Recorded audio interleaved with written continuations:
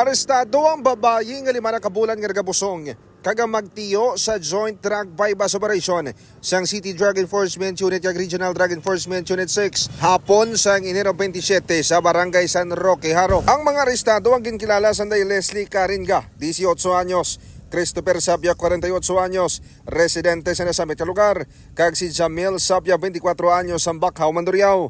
Suno kay Police Captain Ryan Christ Inot and ship sang City Drug Enforcement Unit. Nabaklan si Christopher sang isa ka plastic sang suspected Cebu gamit ang 7 mil pesos nga bypass money.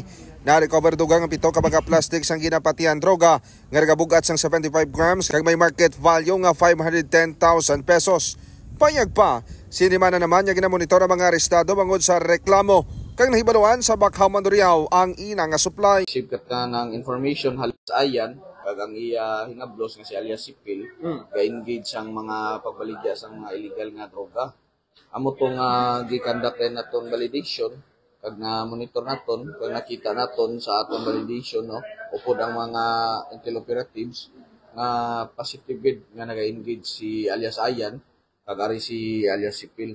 So sa karon mga K5 nakahunong na sila sa Police Station 9 kag natala na kapasakaan sang kaso sa paglapas sa Republic Act 9165 o ng Comprehensive Dangerous Drugs Act of 2002.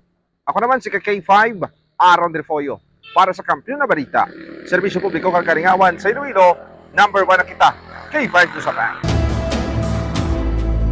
Ang ining balita ang ginadulong sa inyo sang DTX Coffee Mix. Himo sa natural nga sangka pareho sang amarkuso, chia seeds, sugared cane extract powder. DTX Coffee Mix. Nakakapi ka na, naka-detox ka pa. DTX Coffee Mix. Mabakal sa mga butika.